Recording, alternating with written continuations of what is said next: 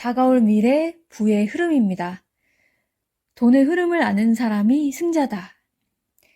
경제 멘토 곽수정 박사의 경제자산시장 대전망으로 나와 있고요. 앞으로 3년 부자의 길에 올라타기 위해 알아야 될 것들. 네, 저자 지은이 곽수종 리엔 경제연구소를 설립해서 국제금융, 국제경제에 대해 연구하고 있다고 합니다. 차례를 보면 파트 1, 우리는 지금 어디에 있고 어디로 가는가 해서 1장, 국가, 기업, 개인은 모두 이해관계로 얽혀있다, 이런 소제목들이 있고요. 2장, 현재 위기의 4가지 변수, 고물가, 고금리, 고환율, 고유가. 3장, 4장, 이렇게 5장까지 이어지다가 파트 2가 있습니다. 파트 2에 또 1장, 죽음의 턱이 예측하는 다가올 미래. 2장, 3장, 10년 주기로 돈의 흐름을 예측해보자. 이렇게 쭉 소제목들이 굉장히 많습니다. 그래서 9장까지 나옵니다. 인플레이션의 위협은 앞으로도 지속될 것이다. 그래서 책이 이렇게 도표로도 설명해주는 부분이 있는 듯하고요. 그래프 이런 것도 좀 나오는 것 같고, 꽤 두께가 있습니다. 돈의 흐름을 잘 타고 가야 부자의 길에 올라탈 수 있다. 다가올 미래 부의 흐름. 구성은 파트 1, 우리는 지금 어디에 있고 어디로 가고 있는가. 1장 다가올 미래 우리는 어떤 길을 가고 있는가 부터 해서 5장 미국 연준과 세계 주요 금융기관이 보는 향후 경기. 파트 2 다가올 미래 돈의 흐름이 바뀐다. 1장 돈의 흐름을 읽는 능력을 키워라 부터 9장 다가올 미래 위기의 실체들을 다시 점검해보자 까지입니다. 부와 경제와 관련된 책을 읽다 보면 추세나 흐름이 급진적으로 변화하는 듯 하면서도 반복되는 패턴이 등장을 하게 됩니다. 코로나19 팬데믹의 여파로 위기관리 능력이 다시 한번 중요하다는 것을 알게 되었고, 주식과 부동산, 금, 코인, 외화 등의 재테크도 등락을 거듭해서 일반적인 사람들은 빛과 그림자를 함께 안고 있습니다. 현재는 앞이 어두워서 잘 안 보입니다. 투자에 실패한 이들이 아주 많습니다. 책은 1년여 년 전쯤에 출간되었습니다. 러시아, 우크라이나 전쟁의 올해는 이스라엘 하마스까지 추가가 되어서 경기 침체가 꽤 오래 이어지지 않을까 하는 우려가 커지고 있습니다. 전쟁으로 시작된 원유, 곡물 등의 수급 문제가 일부 해결되었다 하더라도 여전히 비싼 물가에 풀리지 않은 인플레이션에 많은 사람들이 힘들어하고 있습니다. 금리가 상향하고 주식과 부동산이 침체해 있는 가운데 현금 확보의 필요성이 커지고 금값은 최고치를 기록하고 있습니다. 돈의 가치가 하락하고 주식이 떨어지는데 금은 오히려 올라가는 겁니다. 금값은 현금의 가치와 반대 방향으로 흘러 돈의 흐름에 대해 알 수 있는 지표가 된다고도 합니다. 문제는 금을 사고 싶다고 생각하는 순간 이미 많이 올라 있고 저점을 찍고 있을 때는 불안감에 선뜻 나서지 못하는 심리가 팽배합니다. 세계적인 혼란 속에서도 내실을 쌓고 미래의 가치를 선점하고자 하는 눈치 싸움이 치열합니다.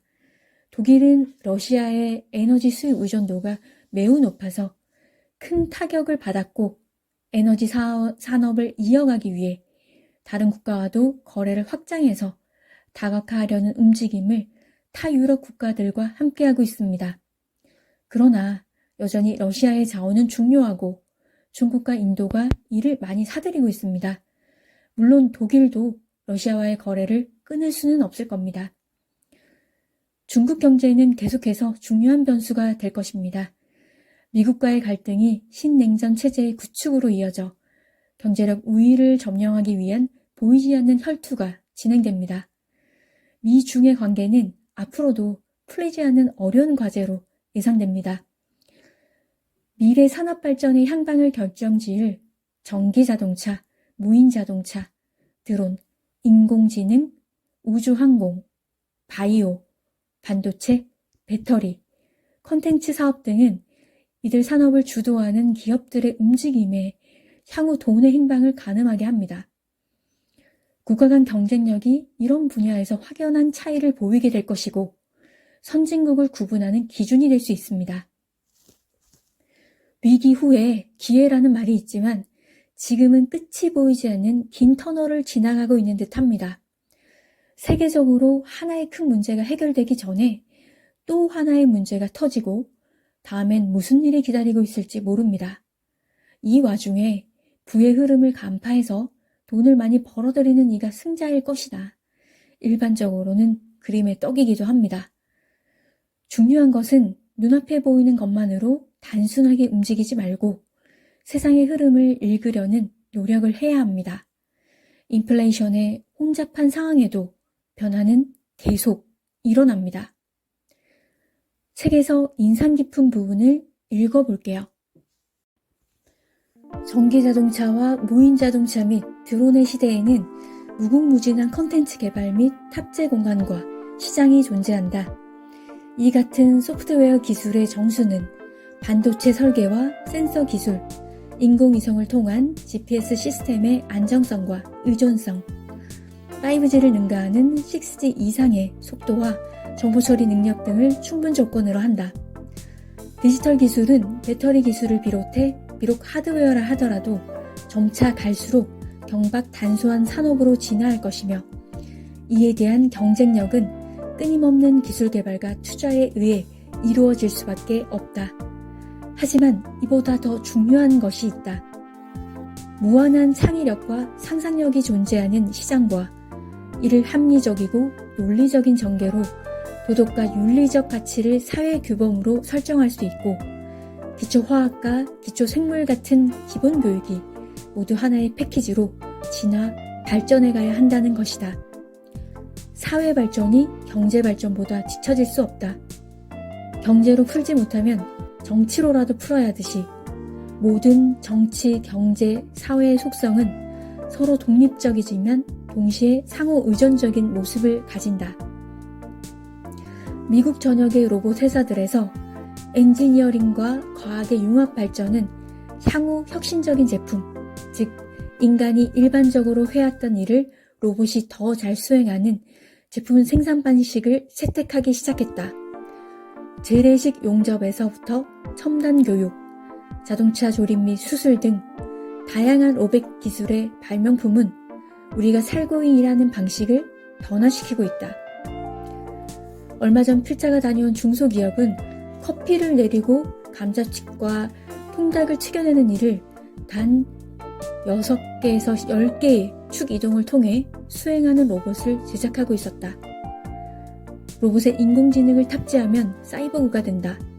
무인 자동차도 일종의 인공지능 로봇, 즉 사이보그라 할 수 있다. 로봇공학과 로봇 산업이 발전하기 위해서는 역시 하드웨어와 소프트웨어 기술이 병행되어야 한다. 중국 정부는 로봇공학과 융합할 미래의 인공지능 분야, 벤처와 스타트업 부문 육성에도 적극적이다. 중국이 미국을 추월해 인공지능 연구개발의 선두주자로 자리매김하고 있는가? 비록 논쟁의 여지가 있는 질문이지만 한 가지 분명한 사실은 중국은 인공지능과 관련한 산업 분야에 대해 지금 우리가 상상하는 것 이상의 연구와 투자를 진행하고 있다는 점이다.